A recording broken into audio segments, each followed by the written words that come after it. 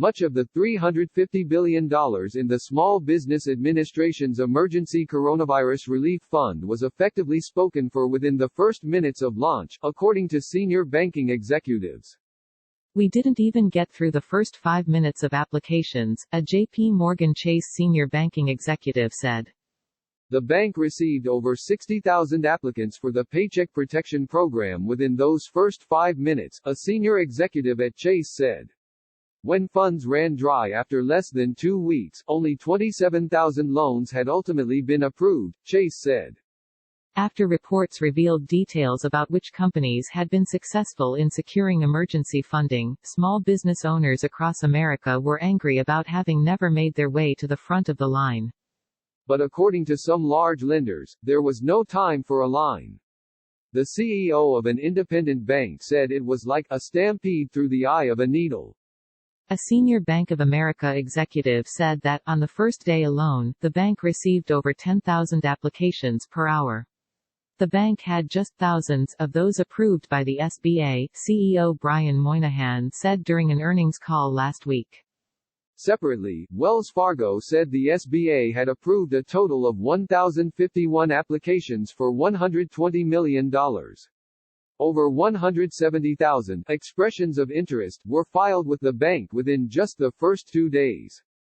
The bank had anticipated a high demand and requested the lifting of a $10 billion regulatory cap. Overall, since the emergency fund was first come, first served, only small business owners who got their applications in at the earliest possible moment were likely to get funded.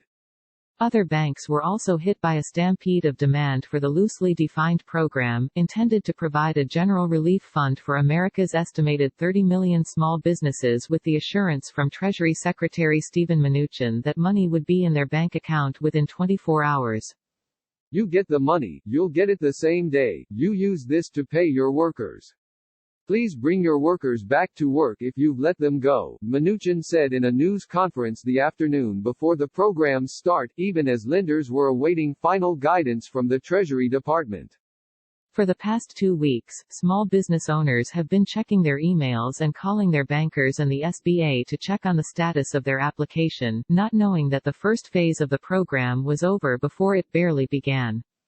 It was Hunger Games, said one senior banking executive. Sean O'Day, a disabled retired veteran, owns the O-Bar in North Conway, New Hampshire.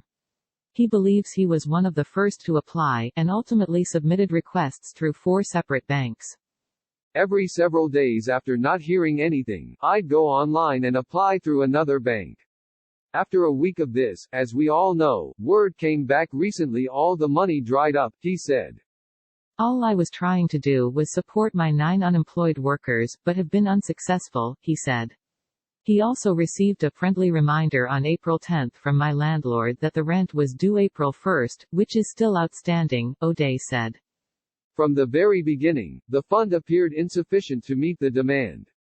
If each one of America's small businesses had applied, they would each have received about $12,000.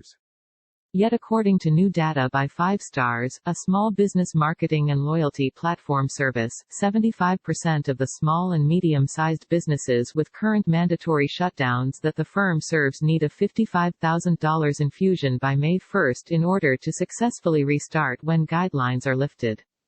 Most small businesses on Main Street have very little runway. From our merchants we know that 75% have less than 4 weeks of liquidity, said Chris Luo, head of marketing for 5 Stars. An estimated $1.8 trillion may ultimately be required to meet the needs of small business owners, Howard Mason, head of financial research at Renaissance Macro Research, said in a note to clients last week.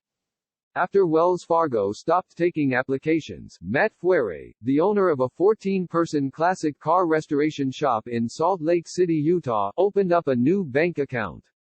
He waited on hold with the SBA for over 3 hours multiple times as he applied for several relief programs.